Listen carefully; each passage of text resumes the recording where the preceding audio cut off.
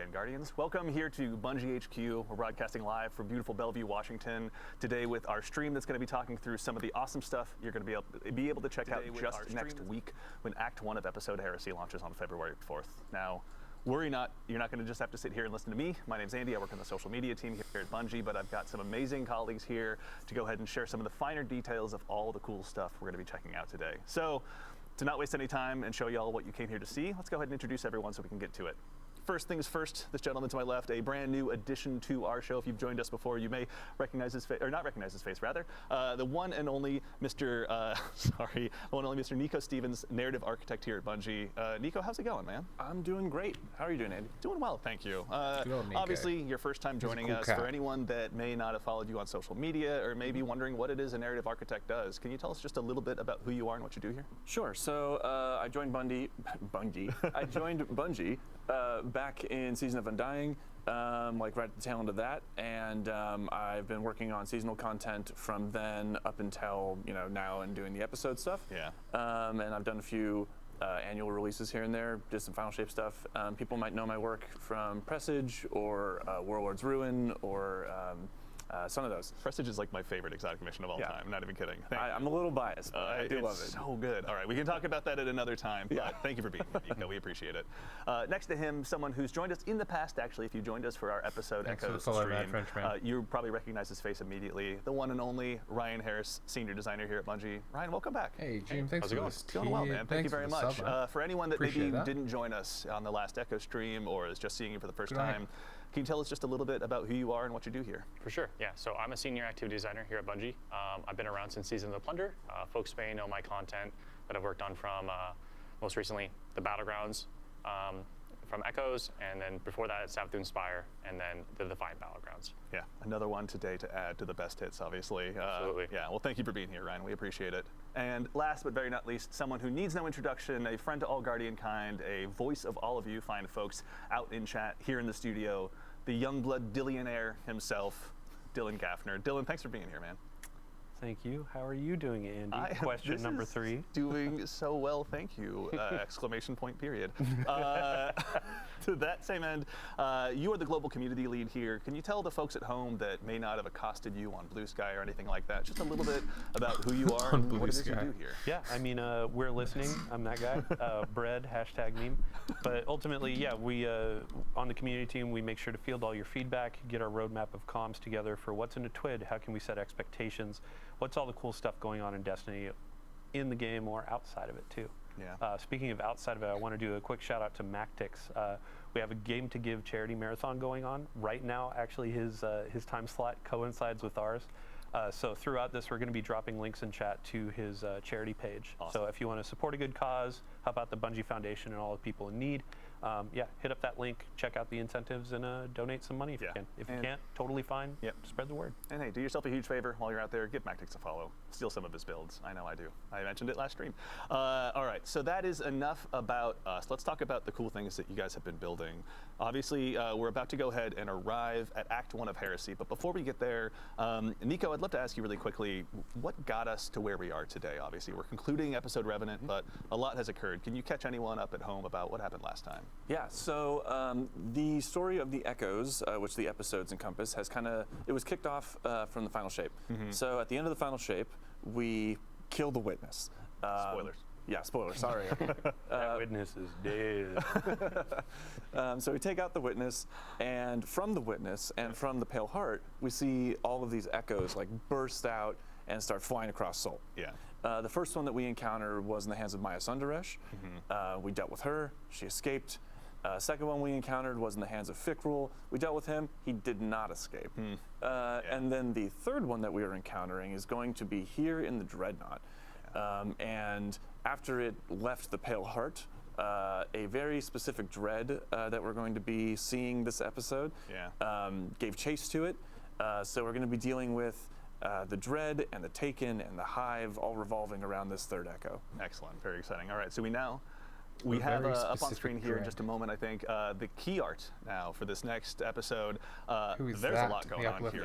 Nico, I'll leave it to you. Can you tell us just a little bit about what we're seeing here? How are you going? Yeah. So I think the first thing that's probably going to draw a lot of people's eye is that ghostly visage of Oryx peeking over the top there. So Oryx is, I'll just say Oryx is back to some capacity, right? Yeah. And the Echo has a lot to do with that. So not only are the Guardians jumping through trying to figure out what exactly is going on in this first act, but they're dealing with this old foe that has been dredged up from the bones of the Dreadnought. Yeah. And I don't want to reveal too much. Oh, But yeah, we're going to be clashing. The Guardians will be there Tentacle, very soon. eldritch But so we're dealing horror. obviously That's again with the great. Taken King again in some form. So we have some old foes returning. But before we go ahead and move on into gameplay and dive into that, we have some old allies returning as well. Can you tell us about some of the folks we're going to be working with this time around as well? Yeah. So our main cast right now is Eris Morn, which is our resident witch hive expert. A lot of people know her from Season of the Witch, after her name, or even further back. Season of Arrivals is kind of like the first time that she jumped back into this new sort of saga story arc. So we have Eris Morn. She is, as I said, our resident hive expert. We have the Drifter, her faithful companion, who's following alongside and helping us kind of pick apart what the Taken are doing here. Yeah. I think I said at some point before that he always has his finger in the weird of the universe. He certainly does. And there's some weird going on here. Excellent. And then finally, we have Deputy Commander Sloan. Right. And Sloan is our Titan representation here. People will remember her from Season of the Deep or even the Red War. And she has been afflicted with this like Taken corruption that we saw back in Season of the Deep. And she's learned how to sort of hold it back, but also utilize it to make her stronger. Yeah. So she is going to be teaching us some of that. Yeah, that's we're going beyond once again. Yeah. So it's safe to say. So we've obviously got a whole new cast of friends and enemies to go up against. But really quickly as well, something we were talking about a little bit earlier in the show is the player journey as well. It's something you guys are really excited about this time around. Can you tell us a little bit about how players are going to be experiencing some of these quests? Yeah. So so players have been talking a lot about the structure of the player journey and how they'd kind of like to see it shaken up a bit, right? So this is going to be kind of one of our first steps into trying to make that happen in a more tangible way. Cool. So you will still notice some of those elements of like returning to a vendor or something like that, but you're also going to notice that we're doing a lot more bespoke, spread out delivery for these beats. Cool. You're going to find characters like in the midst of a mission sometimes. Yeah. There's some new tech that I don't want to spoil. I want players to see it in the game. Yeah. But there's some new tech having to do with the way that we would holo project characters in that sort of projection unit that you would find in the helm. Yeah. We're expanding that out so that it's a little bit more versatile, and it is more cognizant of where players want to be and less about like having to return to this one spot and kind of loop through the helm over and over again. Thank you. Well, thank you guys. Obviously, I'm sure our audience of Guardians who have let Dylan know and his compatriots loud and clear what we're looking for are happy to be hearing that. So that's exciting. Let me go to the helm. Let me talk to this character. Let me go back to the helm. Let me talk to this character. Is there a holo projector somewhere in there? Yeah. Yeah, that's right. All right. Well, really exciting. So as we kind of move into that player journey, we're going to be working on something called the Path of Resolve. Can you tell us just a little bit about what that is before we dive into the gameplay here in just a moment? Yes. So there is an event that happens at the beginning of the episode, which people will see very, very soon after the launch. Yeah. And this sort of kicks off. I'm going to choose my words very carefully here. Redacted. Redacted, yes. This redacted event sort of kicks off Sloane's motivation for teaching us about the Taken power that she has been holding back. Yeah. And so that is the path of resolve here. She's going to be teaching us how to fight fire with fire. We're going to be going into the Dreadnought, taking some control of that Taken energy, taking some control of those old hive magics, and wielding them, using our light and using our paracausality, wielding that new power against our enemies. Very nice. All right, we're going to be obviously keeping Sloan very busy with that. But speaking of, we actually have our requisite local fire team here in-house in the activity as well. Ryan, this is the Nether. This is the new activity that's going to be arriving with Act 1 of Episode Heresy. That message is wrong. Can you tell us just a little bit about what this is for starters as we go ahead and kind of dive into it? Yeah, so the Nether is a 3-player activity, and we are back on the Dreadnought's patrol zones. And we'll be exploring the Dreadnought, rooting out the Taken hive and dread corruption that are taking place and taking hold inside the Dreadnought itself as we go through these spaces. And the Nether itself is a uniquely different type of activity. We're really trying to baseline some inspiration for this activity was looking at Shattered Realm, the Coil, and of course the Dreadnought's patrol spaces. Of course, we are in the Dreadnought. Yeah. And yeah, so just for starters, what you're actually doing inside the Dreadnought is baseline. The patrol zones are randomized and varied. The encounters inside are varied and randomized as well. So time over time, when you launch into the activity, it's going to be a different starting bubble, different encounters, and different events and objectives for you to engage with and accomplish as you're exploring the Dreadnought itself. Yeah. What kind of like modifiers would you say players are going to go up against in here? Because surely they're not just going to go into the Dreadnought and get a warm welcome necessarily. Yes. Yeah. So the Nether has some very unique modifications to it that scope we're on that. experimenting I think it's with. sick. So first off, players do not regenerate health, and to compensate for that, we are doing something special where we're providing players with plus 300 bonus health baseline No health to their regen. original HP values and plus 75 shield value. So alongside that, we really want to make your health regeneration or your health as like a resource as you're fighting through this, as we are looking at this as a very rogue-lite experience, and we need resources to contend with to make and hit that rogue-lite.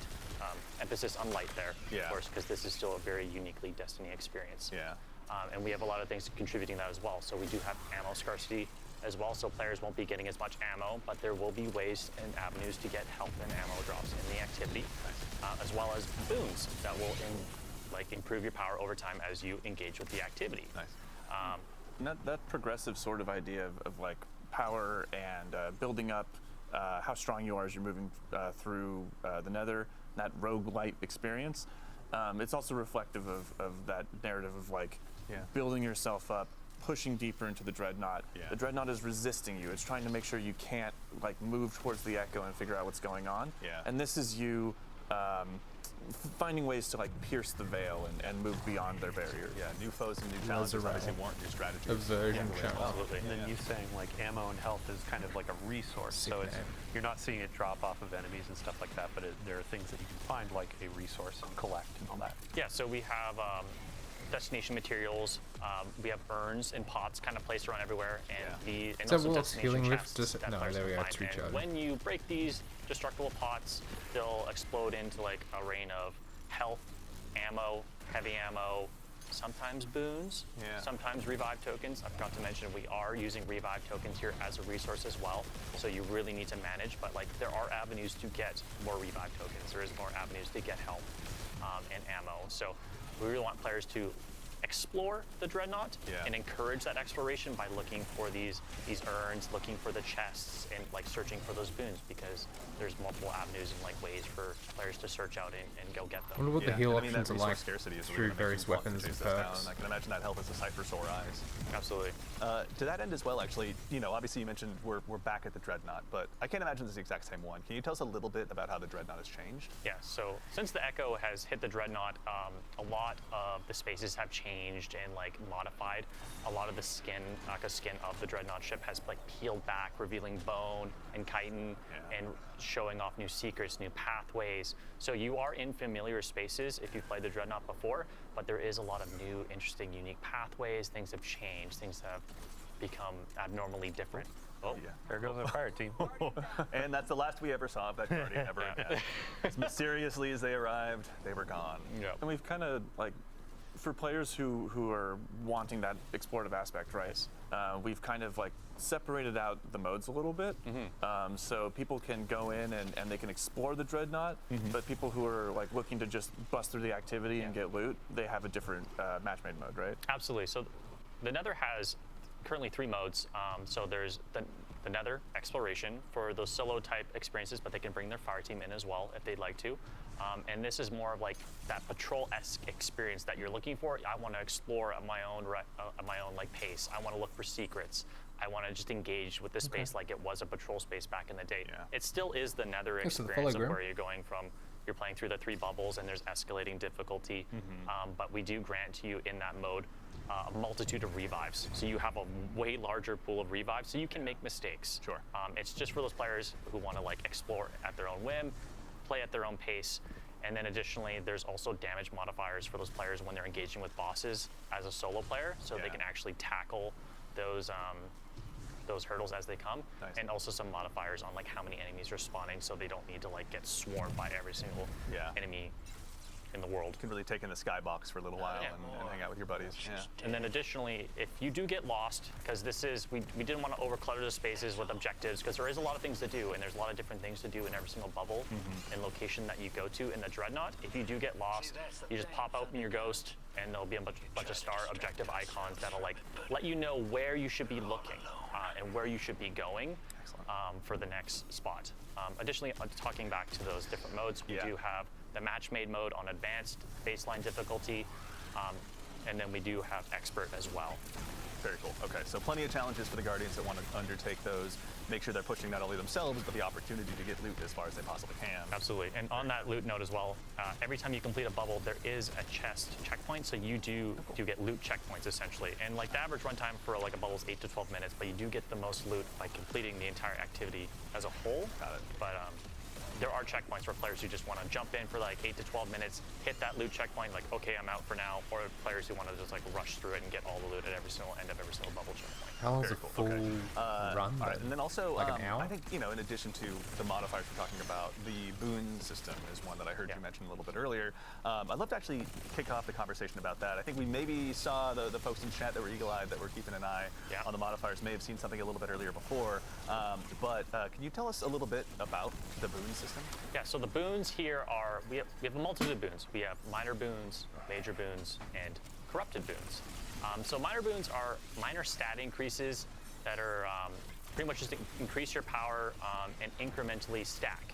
They can stack up to 10, and they're just like the typical like increased light damage, increased darkness damage, movement speed on kills. Some are like based on health and regenerate health, and are typical with mobility increases, but like things that'll make you stronger over time and allow you to tackle the more difficult bubbles as you approach them. Yeah. And then additionally, we have major boons. Yeah. And then from there, they're like actually like more larger gameplay modifiers that actually affect your abilities and your actions. Yeah. And of course now, we do have Eric. That's right. Yes, actually. So anyone at home that may have noticed, our good friend Nico, please give him a shout out in chat and let him know that you love him, has stepped out of the scene for just a moment, and we are now joined by gameplay feature lead Eric Smith. Eric, how's it going, man? It's going well. How are you? So for doing well, thank you. You guys are all so nice today. I'm so taken aback. For anyone that may not have seen you in the Vidocs or anything like that, can you tell us just a little bit about who you are, what you do here at Bungie as a gameplay feature lead? Yeah, sure thing. So I'm Eric Smith, gameplay feature lead on Destiny 2. So I help create the game's abilities, kind of anything the player can do, you know, the game feel of the game, build crafting, kind of general sandbox stuff, and kind of make the controller disappear into your hands while you're playing. Yeah, the many tools we use, you're helping go ahead and make sure that they're all available for us. For the mouse and keyboard as well. Right. I'm just sitting there tapping on an empty desk. That's how my Trials teammates feel. So, you know, we're talking about the boon system. You obviously had a big hand in this as well. Rather. Can you tell us a little bit about, you know, what this system is for and maybe about the boons the players are going to have available? Yeah, so there are a bunch of boons available. There are the minor boons that you mentioned, and then there's the major boons. So the major boons are more gameplay affecting, and they will do things like, kind of like we saw in the Pale Heart with the Traveler's Blessings, right? Where you pick something up and it kind of gives you a new ability almost. One of those in the Pale Heart was Solar Slide, where you run and slide and a solar wave would go out and blow things up. Yeah. In this, we have Solar Slide as well, but we also have Stasis Slide, where you run and you slide, and a big stasis wave comes out and makes crystals and freezes things, and you can blow them up yourself. And there's stuff that is going to allow you to heal more effectively. There's looks like, ooh, this one's interesting. Reduces damage per piece of episodic armor worn. Oh, cool. It is quite significant boost as well. Yep. Yeah, so there's a bunch, and then finally we have the kind of Kiss Curse boons, as we call them, but they have an official name. What is that? Corrupted boons. And here we go, we're looking at one right now. Yeah, so these corrupted boons are offered at the same time as major boons, as players can only obtain 5 to 6 major boons / corrupted boons per run through. Those are granted to players once randomly at one of the 3 encounters inside of the bubble, and then again at the end of the bubble once they complete it. And there's some ritual loop stuff too that will allow them to get another one at the start of a bubble or the start of a run through. But these Kiss Curse, or corrupted boons, as we call them, essentially give you a great bonus or increase to a specific thing at the cost of a major negative. So one, for example, here that I'm really fond of is Glass Cannon, which increases all damage massively, while also increasing all the damage you take. Yeah. So, Which is also, that's the dev name internally, isn't it? Yeah, that's the dev name. So if you don't find one specifically named Glass Cannon, we are obviously, we hang out in our own Word docs and Excel sheets quite a bit. Yeah. So. Yeah, That's true. And that one is interesting. It's an interesting choice that you can make since the kind of like the risk to reward ratio, right? Because you have non-regenerating health in here, you really have to come at each encounter with that kind of mindset of health as a resource. It is. And make sure that, if I take damage from this enemy or that enemy, it has the potential to stick with me unless I can find a healing source. Yeah, really got the fire team option too, where it's like every time you're offered those major boons, your teammates can also choose different ones. So it's like, oh hey, 2 of us are going to do that Glass Cannon, or external. Yeah. And then another person is going to do, oh hey, every time I do a finisher, things are volatile around me and I get my grenade back. So I can spam more of those, keep you a bit safer when you get swarmed by things. Yeah. So. Yeah. And it's also good to know on the health regeneration aspect, the gameplay and sandbox team has tuned a lot of the abilities and weapons that do heal players, so they're not extremely overpowered.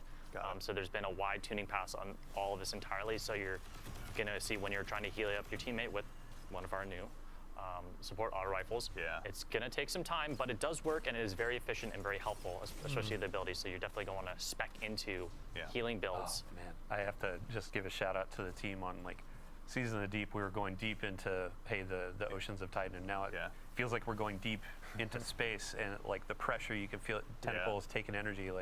They knocked it out of the park with the vibe here. I'm feeling a little claustrophobic, but also Eldritch Horrors are so cool. Pull deeper into the labyrinth, right? Yeah, Those absolutely. tentacles of So, in Cthulhu addition to, deals. there's obviously modifiers you're going to be facing as a Guardian, as a fire team. There'll be boons available to you, but this episode as well is going to bring with it a bevy of new gear between both armor and weapons. Now, obviously, for the keen-eyed Guardians in chat who are watching, there's obviously some seasonal armor, some episodic armor sets that we have here that you can go ahead and check out firsthand. But I think, kind of in the spirit of this activity and build crafting, let's talk about some of the weapons. Actually, there's one here on screen. Obviously, this is our new support frame auto rifle.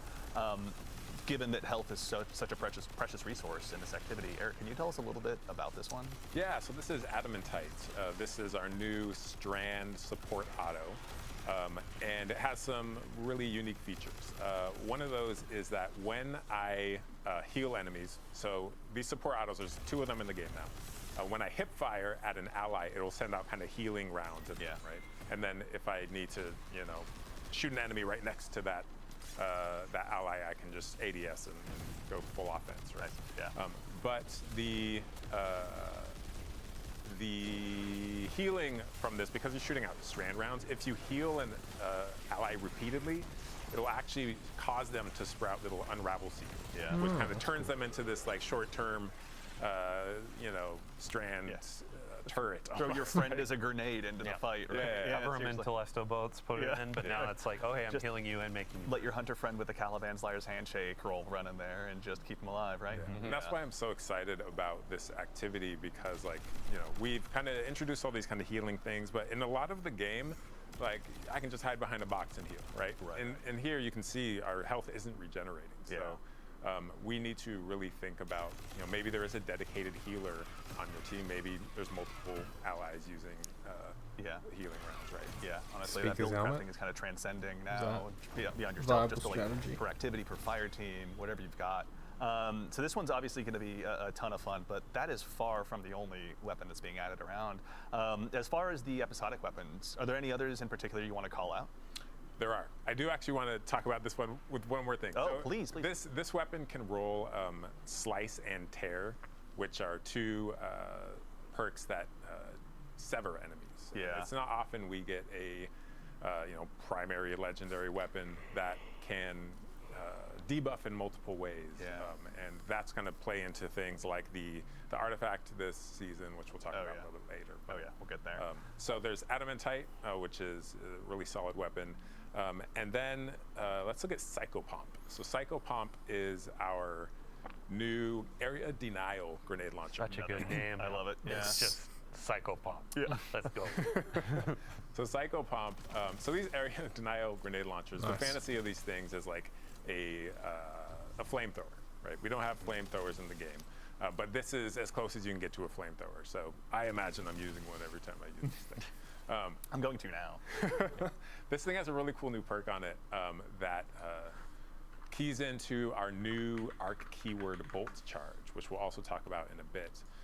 And also it works with Amplified as well. So this thing, if you are Arc build crafted this season and Arc has received a ton of love, this thing is going to absolutely slay out. Yeah, it's one we'll definitely get to see our fire team put it to good use here. But as someone who's been building area denial grenade launchers into my loadout, I can't wait. Honestly, the second I learned this was on the docket, I was so excited. The folks that have been working on these weapons too, like the general look of them, it goes along with what you were saying of, oh hey, the Dreadnought's kind of peeling back. If you look at the weapon, you can see like, oh my gosh, there's like the bone. There's the weapon. core. Yeah. Yeah. Actually, Dylan, while I've got you, also the previous one on Adamantite, that one was an adept weapon. Yeah. Yeah. So let me pull out my handy dandy notebook. There we go. Oh, here's the meme. Screen cap. But yeah, you can notice that for this go of our episodic weapons, you can earn adept weapons, and these are we're considering or calling them our heretical arsenal. Got it. Heresy, heretical. Like we're going deep into this. It's not theme. theoretical. It's heretical. Love it. Yeah. You can see that it has a new or a different treatment to the colors. It's kind of like the hollow foils from Into the Light. Okay. Not so much exactly that of hey, it's an ornament, but like this has the base die and all that, and it looks really good. Shout out to the team. But you can also notice there are multiple perks in each column. There's actually an extra origin trait as well. Shout out Taken King, all that kind of stuff from a raid near you. But there's a very interesting ways of earning these weapons. So you're going to be going into these activities, upping that difficulty. You're going to be exploring the Dreadnought and looking for these. As well with the episodic weapons, there are going to be new fragile mods. So they're called fragile because these will be expiring at the close of the episode. Okay. But they're going to give you pretty insane bonuses to your outgoing power. So not necessarily the power of the weapon, but the actual like versatility of it. Yeah. One of these, I have the Power of Resolve. Rapid hits, they create Taken Seekers. They're really good against champs. Yeah. So that's an example. There are going to be a couple at launch and then more coming with each act. Yeah. But these will be great in Nightfalls. They'll be great in higher content. Nice. Champions and shambles. Love to see them experimenting And then with the mod when you're system. going in and earning these weapons, there was a ton of feedback, and we absolutely heard you. We're listening about the tonic system. So there are things with like the user experience was a bit rough of having to go back in, create more tonics, trigger them in the middle of activities because they were running out. Yeah. The team really took that to heart. They want to make sure that there's agency in how you're earning these weapons. So they're going to be making it through the Tome of Want. You can kind of target these weapons. You don't need to go in and do this a ton of times. You can say, hey, I want to go for this auto rifle. I want to go for this grenade launcher, linear fusion rifle, and I really want to be going for that to try to get these heretical versions. Yeah. So effectively, like, I don't want to say more loot because it's not going to be like, oh, hey, you're getting 10 times more. Yeah. But it's going to feel like, oh, hey, I have a goal of getting this loot, and now I'm going to go and play the game and get what I'm looking for. Definitely. No, it's super exciting, honestly. Just having those more opportunities to just break your loadouts out a little bit, find new ways to go ahead and really excel, especially given the challenges we're going to be going up against on the Dreadnought. And with the fragile mods, like it's baking into that exploration. Like you were saying, how do you find them again? Yeah, so they can be found through secrets and chests found in the Nether. They're spread out. They're hidden pretty well, but I imagine folks will find them over time or through some YouTube videos. But Rick Cack is here. We're going to wait for. We won't miss it this time. Fallout, obviously. If you could make some guides for us, we'd greatly appreciate it. So. Iswerg, obviously, yes. Yeah. One of the best communities out there. Let's see, anything else? Yeah, I mean, the last keyword I want to throw on there is aspirational. Yeah. Ultimately, we want to have tools that players want to go and find, want to earn, and increase their power. Yeah. So we've got a couple more weapons I definitely want to talk about because we're reprising some as well. But while we have a brief reprieve from combat, I'd love to actually go ahead. I know you mentioned earlier aspects, Eric. Yeah. Let's go ahead and take a look really quickly. We got our friendly neighborhood warlock here up first. Can you tell us about the new aspects the Guardians are going to have this time around? New aspects, Absolutely. hell yeah. So the warlock has a new aspect called Ionic Sentry. And Ionic Sentry, when you defeat targets with kinetic or arc weapons or arc abilities, you kind of charge this thing that you see in a little gauge on your screen, much like Gunpowder Gamble. Yeah. If you're familiar with that. Absolutely. When that's full, it grants you a bonus grenade that you can then throw out. On impact, it blinds anything nearby, and then spawns this like little arc turret, right? That zaps things, chains to different things. Yeah. And every time it zaps something, it accumulates a stack of bolt charge. Yeah. So bolt charge is our new arc keyword. Hey, Danny. And what this Yeah, it looks does pretty is good when so you have a stack far. of bolt charge, any damage you do Cool to be is going going back to the Dreadnought. give you additional stacks. The Once you hit 10 roguelite stacks, mode sounds your next pretty good. ability damage is going to Excited create about this the new giant lightning aspect. bolt that comes out of nowhere, hits the ground, and All just like sounds good. fries All everything sounds good. by, right? So what Ionic Sentry can do is not only generate the stacks, but because it is ability damage in itself, it can expend the stacks. Yeah. So you send this thing out, and it is doing work. You're throwing a meat grinder at them, basically. Yeah, an arc-flavored meat grinder. At anyone foolish enough to cross it. But also, I mean, given that's going to be using the new keyword as well, like it's not just going to be for mobs of trash. It's like you can throw this down against the big bosses and obviously have it blind them and do all sorts of stuff. Thank you, This is great Paracausal against Unicorn. bosses, Thank you so much. Because any healthy targets, it's going to be continually For the zapping 5 them, gifted granting you those subs. stacks, Well and then done. discharging Thank the stacks you. as well. Yeah. All right. It's like You a love to see it. version of the Stasis Warlock turret too. So Yeah. it's like, let's say you stack them and you're going into onslaught, so you have your freeze. It's like, I need these enemies to leave me alone. Yeah. And you come in and you're like, it's time to, we're gonna boil them, mash them, stick them in a stew, man. They're gone. Sure, but it also, if you are in trouble, kind of like the stasis thing, like let's hit the pause button. The blinding aspect of this, I can just kind of throw it out and smoke bomb and hide, right? If I need to. Yeah. All right, so Warlocks obviously have a brand new tool to add to their toolbox, but the other classes do as well. Which one should we show them next? Let's stick with the arc thing. So let's go to Titan. So Titan, we have Storm's Keep. In this is like a barricade modification. So any barricade you drop, it's going to kind of be electrified. And standing behind this electrified is going to passively accumulate bolt charge. So I drop this on the ground. I start shooting enemies from behind my barricade. While Let's you say have it's a bolt rally charge, barricade. sustained weapon damage we generates just stacks of bolt reworked charge. Titan's ramparts. Well, you have bolt charge. Barricade you can shoot through. Oh, yeah. Generates bolt and, charge. Maximum stacks and that ability is damage gonna generates be a powerful kind of building bolt those of stacks arc up and landing at the discharging them target's as I'm location. firing my weapon. Okay. Like I said, bolt charge is usually only yeah. ability damage that discharges it. Yeah. But as long as I'm standing behind Storm's Keep, my weapon damage is going to discharge it as well. Got it. So it kind of turns any weapon you want into like a quasi Thunderlord. Not necessarily an arc weapon then in this case. Correct, It's yeah. Exciting. Okay. Yeah. So this one's spicy. I think we're going to see this in a lot of damage phases, and we can play this all we want. There's a lot of theoreticals we can dive into, right? Totally. In dev, and then we drop it into the world, and we'll see how we need to tune this thing. Maybe it's up, maybe it's down, but we want it to be powerful, and I think it is powerful. There's a lot of players saw this preview in the TWID. I think it was last week, and they immediately noticed the animation for the Titan was changed, right? So when you went down to put down the barricade, it was like this big thunderclap, like, hey, I'm gonna charge everybody up, right? Yeah, and that animation went through a lot of different kind of versions. We put so much love into all of these abilities because it's in the game forever, and we want it to be right. So there were like slams and like raises, and we ended up with the thunderclap, and our animators are godlike. They're absolutely incredible at their jobs. Yeah. But then it's animation. It's like the VFX artists have to time everything to the animation, and then the sound design people have to time it to that, and then the test has to make sure we're not breaking anything. And it's like so much work goes into even one aspect like this, and we're really excited to put it in players' hands. Yeah, it's a coalescence of art and science that you guys do that consistently blows my mind. But now we've got obviously one more for our friendly neighborhood hunters like myself. Yeah. As well. Best for last. This one will be able to get you out of sticky situations as well. So yeah. So Arcstrider already has for arc aspects, but they needed one in their void slot. So we gave Night Stalker on the prowl. and shout out to the boy Danny Nanny, who is the designer for this one. Yeah. That sounds sick. So on the prowl, you kind of become a hit person. Sick as. Yeah. And whenever you go invisible, like you get a contract to kill something in the area. Yeah. And that thing is marked, and a little, a target shows up on them for you and your allies. If you successfully complete that contract and whack that jabroni, right? You. Sorry, jabroni. No, excellent use of jabroni. Yeah. Thank you.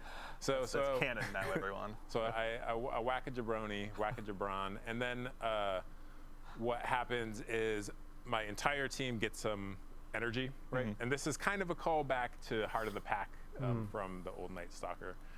It originally was actually a callback where we gave you stats, but then because we're reworking the stats coming up, like we decided to just give you ability energy, right? So ability energy, and then the victim, if successfully executed, explodes into a cloud of smoke, which I can then enter to become invisible again, thereby marking a new target. So I can kind of chain these like assassinations as I move throughout a strike or something, and my entire team can be advantaged by. Oh, nice. So you can bring your fire team That's a through the lot of same invisibility smoke. power. Same cloud of That's smoke. really Everyone goes good. invisible. That might help so, with yeah, some you're kind of tougher sneaking. DMs. It's on the prowl. We're prowling Creeping through. Yeah. You can already Creeping see like past. one of the exotic pairings on the screen too. Those creepy eyes freak me out every time. But on the Oculus, like that's going to benefit the smoke and all that kind of stuff. You can play with Lawrence Driver. Sorry, Ritz on social media asking for some gameplay today, but we have too much to go through. Yeah. But it's like you're embodying that I'm a bounty hunter fantasy. So your gun can be giving you bounties through Lawrence Driver. You're getting bounties through this. There's going to be a lot of combinations in build crafting. Yeah. So you had mentioned too, Gwyzen, true. right? Syncing with Lawrence Driver. Gwyzen. I always call it Gwyzen, Yeah. but Gwyzen Vest got a rework. So when you exit invisibility, it emits a weakening cloud of smoke, and then some super energy perks as well. So Nice.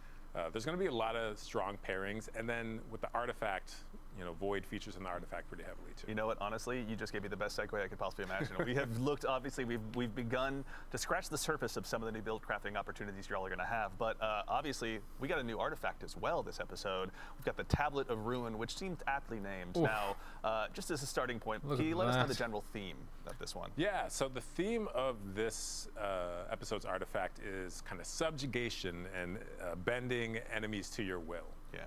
Essentially, as we are going back into the Dreadnought, it was unlikely that the Dread or the Hive were going to come peacefully, so we got to bring the big guns to force their hand. Absolutely. Essentially. Yeah, it's not about us winning, it's about them losing. Yes. Okay. Yeah. So the Tablet of Ruin is there to ruin their day, essentially. Yeah, so I'll call out some highlights of mine from here. If we look at column 5, because column 5, Column 5's a strong one. that's where we got to go heavy right hitters, to the chase.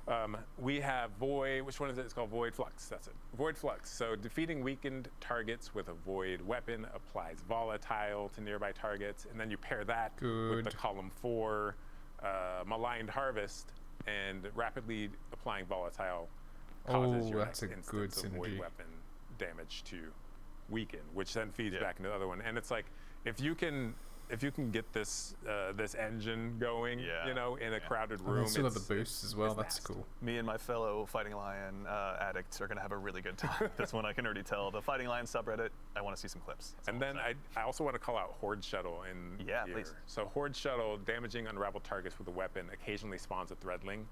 This is really good for your strand builds, especially against high health targets. Because I unravel them, they stay unraveled. I keep shooting them, they're just popping Threadlings out, left and right. Nice. And then, because we talked about arc, flashover in column 4, when you gain a maximum stat or bolt charge, you also become amplified. Amplified is getting a big kind of buff this this episode as well, to its survivability. So really, arc in general. is anti-barrier it's sniper, hot. It's gonna be hot. unstoppable fusion. Some spicy That's arc cool. builds this time around. I Rock can't 'em, wait. shock 'em, baby. Yeah, there you go. Overload that's machine too. gun. Dylan, can you walk us through some of the stuff in the first column as well? We're gonna have Oh yeah. Is there no some other new, overload? new champion rather mods to take out. Yeah, so I mean, like, there's all these really ability-focused items, which is great because there are a bunch of anti-champion keywords in there as well. Yeah. But let's say, like, hey, we're going There's in, no we're other doing overload. Nightfall. You can see actually there's anti-barrier sidearm for the first time in years. Like, I think that was around for one of the first Grandmaster rotations, and it was like, what sidearm are Right. Dust now off the call. Let's now we do have it. rocket sidearms, we have Forerunner, so you can be like popping the shields, throwing the grenades, that kind of stuff.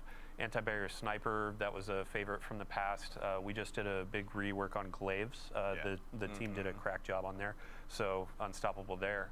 And then up at the top you can see machine guns, and then linear fusion rifles and fusion rifles are getting the unstoppable. And then in fifth column, you'll see a perk that players may enjoy of particle It's back. reconstruction. I'm so Particle excited. I mean, I just reconstruction. got my hands on the Vex Mythic class Yes. finally. Thank you, Malachi. After all of this time, honestly, so I have a hunch I'm going to be putting those in the main rotation pretty quickly as Do you well. have Vex yet? Oh yeah. Time to bring out that Okay, don't rub it in. Cartesian What about you? coordinate I don't again. know if I have a Vex. I didn't to even be get it in honest. D1, so it was like such a moment for me. It was like a decade of Well, waiting, right? Yeah. I think there's a reason to go back into Vault of Glass. I mean, we can help him get his. I'm down. I That's a played. good point. Yeah, it's crazy. Like some with raids Vex Mythic I class? played 5 times and Hell have yeah. like 5 of the raid exotic, right? And others. Oh, I've played you're the guy where 20 you get it times. on the first run. I mean, that's usually me. am, but not with Vault for some reason. I don't know. Yeah, But- Matt Noguchi out there, you go. Feast or famine, right? yeah. So go back to Vault, you were saying. Vault of Glass. So there are a bunch of folks where, they want crafting back. They want to do something where they have an end goal. And Vault of Glass is a great opportunity for us to say, hey, you've been going through Heresy content. You want to do some raids. You want to do something else. Like, we're adding weapons to Strikes, Gambit, Crucible. We have a bunch of new weapons in Trials, a new armor set in Trials that you've seen in some of these previews. Yeah. But Vault of Glass is getting crafting. Yeah. Vault of Chat Glass. goes wild. Yeah. Yes. You can go get that Nice. Fatebringer, get it a couple times as a deep sight, craft it, and then you can make that roll that you've always wanted. Yep. Oh, As finally, you're going that's so through good. Vault, let's say you want to go through Vogue and weapon craft like 5 crafting. of the weapons that are available. Then you can hop into Master with all your spoils, be going for those Adept versions, and those have a chance to drop with multiple or more perks in those columns. We've been doing this for the last few raids with craftable weapons, but now it's like, hey, I want my Heathen Vengeance. There's a new intrinsic perk. What's the origin trait? Yes. And then, let's say I'm trying to go for a combination. I could get 3 on this, and then I can enhance it, make it this crazy rocket launcher that's good, and go into endgame and do Weapons some really magazine cool stuff. size is doubled. So we've obviously Awesome. we've got another weapons. I know I mentioned some reprised ones, but actually, as long as we're hanging out here in the menus, Eric, I'd actually love to put you on the spot again and talk about just some of the exotics that players are going to be able to go ahead and acquire this episode as well. Let's start wherever you'd like to. Which one would you like to kick it off with? Let's look at Barrow Dyad. Barrow Dyad. I was hoping you'd say that. So Barrow Dyad What is that? Is that a gun? Is that a gun? Is that actually a gun? It's hybrid gun for his sort of Our team does not mess around, man. That's so cool. Yeah. So Wow. this thing is a really strand submachine gun, and it is also a monster in Fucking combat. resonates so with your choices. This thing, as I deal damage with it, it generates this resource called Blight. And next time I reload, whether it's manual or I just run out of my mag, it's going to convert that Blight into these strand seekers that next time I pull the trigger, it's going to fire those out, and they're going to bounce between enemies. Here we go. Yep. So we got some gameplay of this right now, actually. Yes. So, but you can also see it. Just juking everything. The Grim is a paid actor, obviously. Tonight is snow. You can also see that this thing auto reloads over time. So this thing, rumor is it's partially sentient. Yeah. It has its own wants and It needs. wants to kill. Yes. Yeah. And if Reloads you over time. satisfy it, it's Good. going to reward you. Nice. So look how fast that ammo comes back. So what you can actually do is play this mini game where you are trying to shoot enemies to build up that Blight.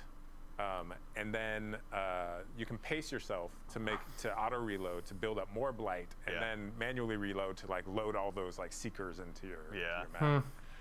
In addition, it has this perk where dealing damage to 3 different enemies generates in a short period of time. Generates a large amount of Blight. Very nice. So, Okay, so equal opportunities to go ahead and clear out crowds, but also to just burn down the big bad that might be standing. Just in the way, aesthetically, whichever one's that foolish enough SMG to do so. looks There are going to be banging. player questions immediately of when you're talking about Blight and those sorts of keywords, is this weapon of sorrow?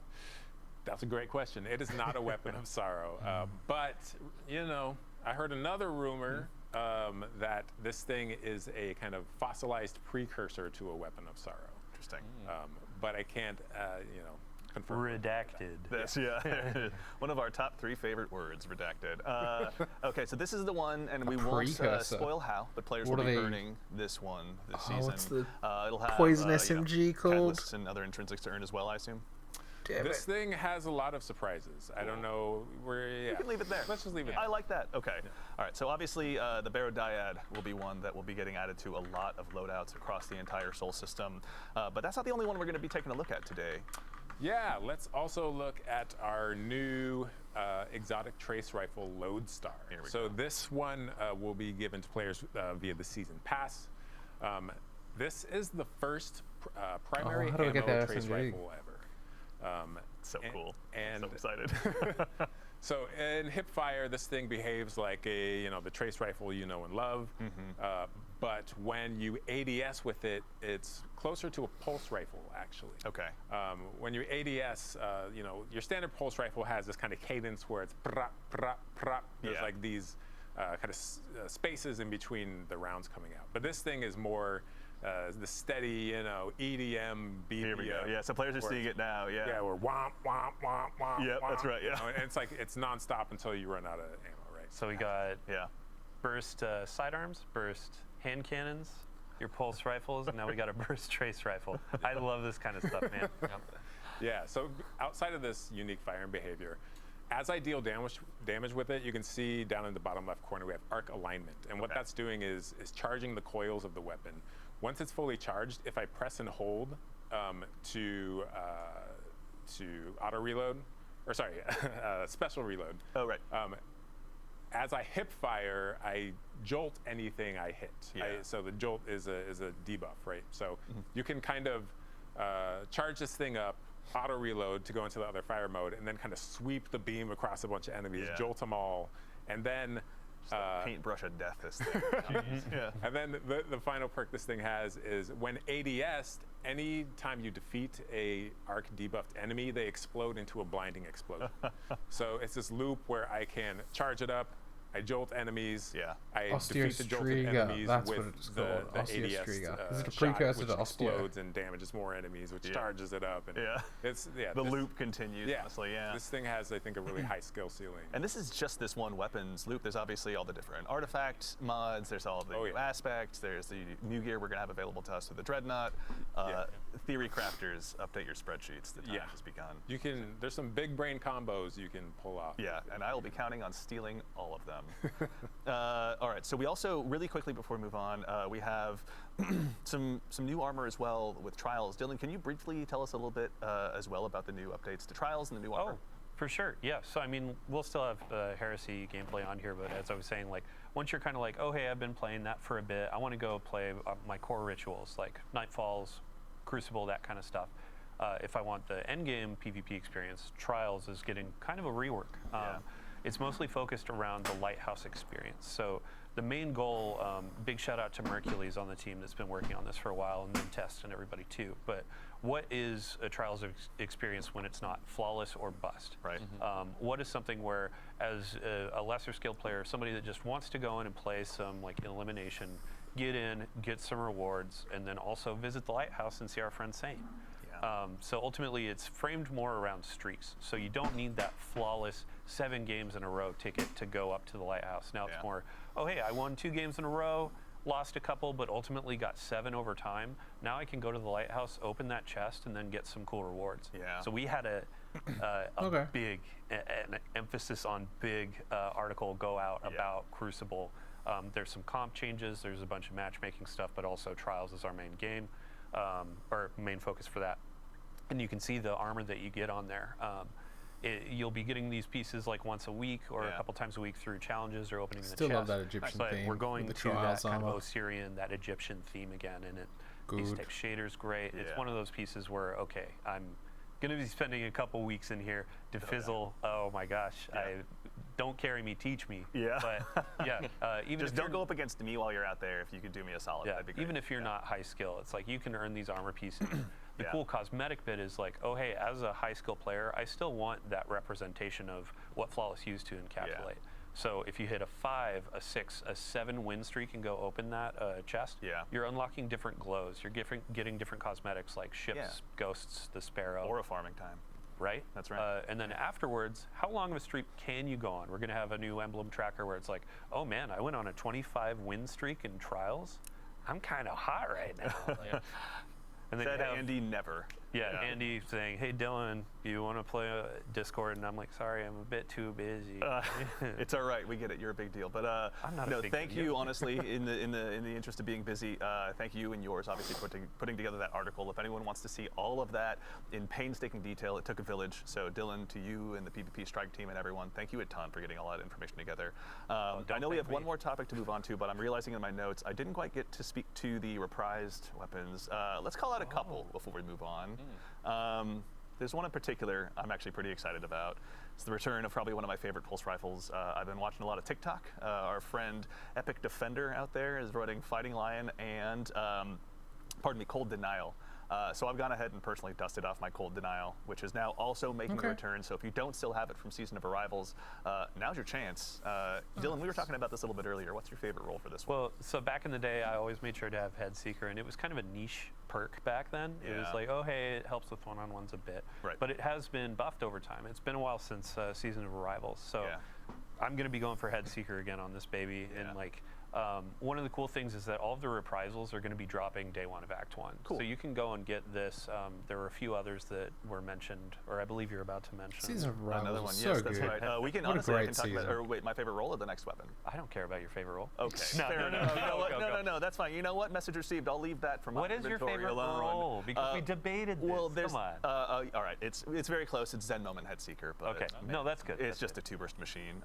But another one I want to call out, one that's so well beloved by the community that a member or a content creator in our community named themselves after it, Whispering Slab Enjoyer. Whispering Slab is now also getting reprised as well. So there's going to be a lot of opportunities for y'all to go ahead and add this one back into your inventory. Is there going to be any new roles added for this one as well, Dylan? Anything exciting? Yeah, I mean, all of the weapon roles, they're going to be a bit revamped. There will be some heavy hitters from the past, but also new perks have been introduced over time. Yeah. I mean, for the seasonal weapons too, I believe it was, Morgan Dickens, like working with her to see what are all the different roles, what can we call it on the stream. Yeah. She put a lot of love into those. Big shout out to the rest of the team as well. Like, I wish I could name every single person, but as you said, it takes a village, it takes a city to build a game. Absolutely. So big love for everybody. Yeah, we're just the ones sitting up here today. There's obviously a ton of incredible peers of ours here at Bungie that are behind the scenes building all of this every single day. So to our teammates and compatriots at Bungie, we couldn't do it without you. Thank you so much. Are there any weapons you're looking forward to? Ooh, yeah, let's really quickly check. Oh, I'm looking forward to all the new Dreadnought weapons. They look so gorgeous, especially the new support frame. So I'll be rocking that through my run throughs of Nether. Just like watching our playtesters like run through the final bubble there. They were struggling and they need some healing. Yeah. So I'll be rocking that, healing my teammates. You're a better man than I am. Yeah. But we already knew that, obviously.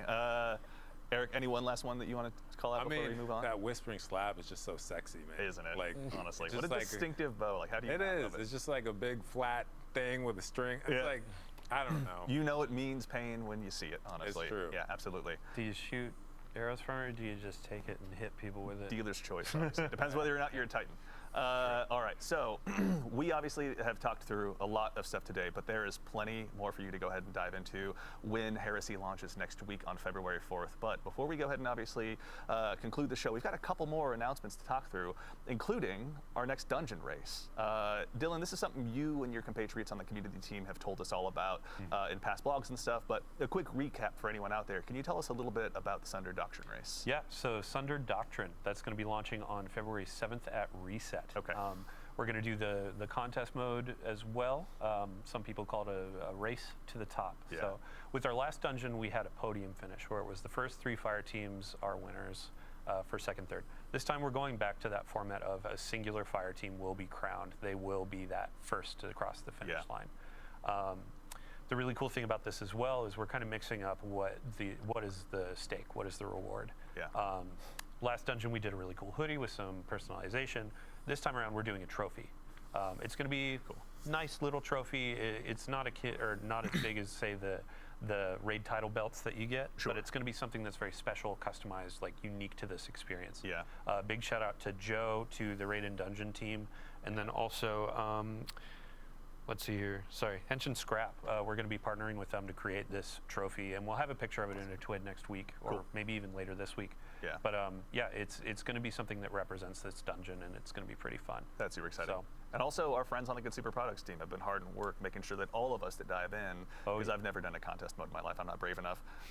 There is some stuff to go ahead for the Guardians to go ahead and earn as well. Dylan, can you tell us a little bit about what we're seeing here too? Sure. Yeah. So on the screen, this is going to be earnable just by playing through. Pretty we have a cool new shirt jacket. I love this note sheet, man. Work shirt. So Work shirt. It has a hood, but it's not the hoodies of old. This is Yeah. going to be a new thing. A work shirt that you can earn. The wristband was a pretty big winner for players. They enjoyed earning that last Yeah, go, so definitely. we have that again. And then we also have our Bungie rewards, the title pin. So go in, do all of the challenges, the triumphs. I believe solo as well, which I applaud everybody that does solo dungeons because it's just insane to me. Yeah. But you can earn these this pin to represent how hardcore you are. Yeah. And then we have just general pins and rewards that you can get as well. Very cool. So and this mortals is like out- I can go ahead and get my hands on something as well, right? True. It's like, And then these are outside of like contest mode. So contest mode, you get that unique emblem in game. With normal mode, there will be an emblem. There will be those rewards, weapons, etc. Certainly. But then some things out of game as well. So Awesome. to get into the contest mode, 1995 is the recommended power. Okay. Outside of that, it's like if contest isn't your thing, once that fire team finishes first, then we open up normal mode afterwards. So. Cool. But either way, contests will be available for that first 48 hours. First 48 hours Cool. too. Awesome. And then if you want to join in with the community and have a watching experience, we have the Dungeon Zone hosted by CB Gray and Evan F. Couple of legends. Yeah, big thank you to them because this is going to be a community-driven kind of like, hey, they're tracking a ton of teams that are vying for that first place. Yeah. They're going to be hopping through that. They'll have some pre-show stuff that's really fun to watch. We'll also have Twitch drops. We'll have unique emblems to earn through that. So yeah, tons of folks to watch, and then tons of gameplay to jump into on the 7th. That rules. I can't wait. Excellent. Well, everyone as well, if they need to find this was in a previous TWID as well? Yeah, so we have a previous TWID. We're going to have another TWID just before the 7th to walk through this again. And then we also have like the terms and conditions for the dungeon race and all that. That's on help.bungie.net. So. Excellent. Very cool. All right. Excited. Can't wait to tune in. CB Gray, Evan F. Can't wait to go ahead and see what you got in store for us. But now we have one more item to speak about. As has become tradition in these streams, we've got one more thing to go ahead and show you. Now it's time to take a first look at the newest collaboration that's going to be coming to Destiny 2, and this one is joining us from a galaxy far, far away. Chat, I'm going to keep an eye on you. I'm sure you're going to start going nuts soon, but that's right. Our next collaboration is inspired by a universe that's loved by so many of us here at the studio, Star Wars. Now, today, we're going to be taking a look at the new Star Wars-inspired armor sets that are going to be joining Destiny, and I say there's no time quite like the present. First Titan up, armor is we've pretty got cool. the Covert Ranger I'll give set 'em that. for Hunters. Let's go ahead and take a quick look at that one. It does This look one cool. is inspired Damn. by none other than the Elite Death Troopers. Oh my god, I can't wait. Such a beautiful cape. Seriously. Hunters are never going to need to use Super Black again. Are you kidding me? Don't tempt us, we'll find a way. Yes, this one, and as are the other ones that you're going to see, are obviously all going to be arriving on day 1 of Heresy. Up next, Warlocks. Worry not, we've got you covered as well. We've got the Royal Protector set for you guys, and this time it's inspired by the Imperial Royal Guards. Okay, If you've I ever can get found behind yourself in a this. throne room in This the Star Wars slaps. universe, you've probably been intimidated by these guys. That's your chance to go ahead and do the same intimidation when you load into trials or anything like that. This one is obscenely cool. And then last, but very not least, we've got the Shock Enforcer set for Titans. This one's I inspired mean, by the look how classic cool that Stormtroopers. is, man. Yeah, and this one actually I heard comes with an intrinsic perk that tanks your accuracy. That's so. Which is pretty cool. It's all right. They're Titans. They're just going to go ahead and punch you anyway. That honestly. is We'll check on that so intrinsic perk. sleek. But yes, this one obviously to the classic Stormtroopers fits out there, the fans the of those universe, I Titans, get you it. are going to go ahead and be That's set great. and ready to go ahead and don this. Now, obviously, there's going to be some stuff that will transcend across all of the different classes, including a new Ghost Shell that we'd love to go ahead and show you as well. We now have, let's go ahead and take a look here. This is the DS2 Ghost Shell, as you can tell, operational, that's inspired by none other than the return of the Jedi Death Star. So it's a bit of a work in progress, but who among us isn't? It's So good, man. I love the effect that comes out of the front. I know, it never is, honestly. I remember the first time I saw it, like I quietly lost myself, honestly, in a meeting. Thankfully, I was muted on Teams. But yeah, this one has been super exciting. Now, there's also more as a part of this collaboration for you to explore, so worry not. There's also a Sparrow, a ship, emotes, and a finisher, all for you to check out when Heresy launches. But of course, we'd be remiss if we didn't take a chance, for starters, to give huge thanks to our friends here at Bungie that helped put this together, Kelly out on the marketing team, and then our friends over at Lucasfilm Games. It's been incredible to go ahead and work with you side by side to put this together. And of course, to make sure you're all in the know, and we give you a heads up of exactly where this is going to be, it will not be at Tashi Station with the power converters. These will be available on Eververse when Heresy launches on day one. So just want to make sure you're all aware of that. And also, I got to say, I, for one, am going to be keeping a close eye on the R Destiny fashion subreddit, because I can't wait to see what they got for us after this. I mean, they're going to have this. They're going to have new Trials armor, new seasonal or episodic armor. Yeah. They're going to have tons of new Eververse options, but tons of new options you earn in the game. Put it all together, make something dope. Yeah, yeah. Awesome, very exciting. Well, I think, honestly, we've had a huge docket of things to go ahead and go on through, but now we can all collectively exhale and leave a little bit more for the Guardians at home to discover when Heresy launches next week. But that concludes it for our show today. So first things first, obviously, Guardians, to all of you out there, even to the individual spamming my face as an emote in chat, thank you all so much for joining us today.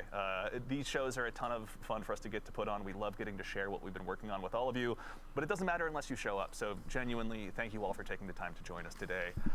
Obviously, to our fire team in the back of the house, to my compatriot in social media, Mitch, to Ashley, to Peyton, they're the ones really driving this stream. We just get to talk about what's on stream. So thank you for going ahead and lending us your talents.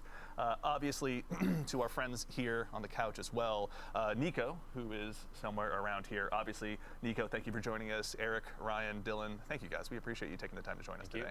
Thank you. To the crew here as well. Again, you have the challenge of dealing with me, so thank you all so much for your hard work. We seriously appreciate it.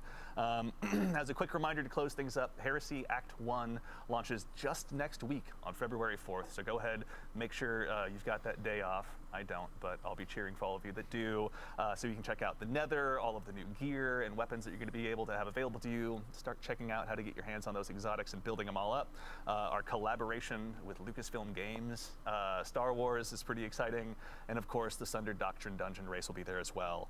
But that's right, so now we're going to go ahead and get ready to close things out, but before we do, we're going to leave the stream live for just a little bit longer, so if you need to go ahead and wrap up that Twitch drop, you can do so, and go ahead and do us a favor and stick around, because once we finish up here, we're going to raid our good friend Macdix. So while I appreciate the bits and cheers and everything here in chat, save your Twitch Prime sub, save everything you can, go over to him, give him a follow, donate to the Game to Give stuff, pardon me, if you can, to help us do some good to the Bungie Foundation.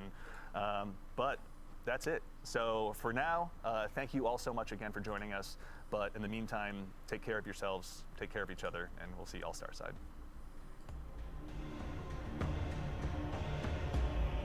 Oh yeah. Awesome. Let's just turn that down a little bit. Let's just mute that, I guess. Well, that was great. Thank you so much for joining me, everybody. Some exciting stuff happening there. The Nether looks pretty cool. Glad that Bungie is still leaning into the roguelite mechanics. They seem to be doing quite a good job at pushing that forwards. Obviously the new weapons look fantastic. Exciting to hear where this story goes. They mentioned Oryx. Not sure what's going on there, because pretty sure we stopped his resurrection. So what is this? Is this an echo of Oryx? A nightmare of Oryx? That'll be interesting to find out. Yeah, the Star Wars armor. Wasn't sold on it at first. Not the biggest Star Wars fan, but after seeing it, I kind of really want that Warlock and that Titan armor. Beyond that, obviously we've got the new dungeon coming out as well. That's going to be really cool to see how those top teams perform. But otherwise, yeah, Heresy launching next week. Make sure you stay tuned to shacknews.com. We'll be covering everything that you need to know about Destiny 2 Heresy. And from this point out, I guess we're looking forward to seeing how the episodes wrap up in preparation for the next major release. So again, my name's Sam Chandler. I'm the head of guides over at Shacknews. Make sure you hit that follow button. I see a few people have already. Thank you for subscribing. Thank you for those subs. That means a heck of a lot. And stay tuned because we've got more streams coming up this week. Well, that just ended straight up. Fair enough. Well, cat radio. Fair enough. But yeah, that's it for me. You all have a great day. I think it's day over in the States, right? It's like, what, 2 p.m. ET, 11 a.m.? Yeah, anyway. You know what time it is where you are. I hope you have a good day. That's it for me. You all take care. Catch you later.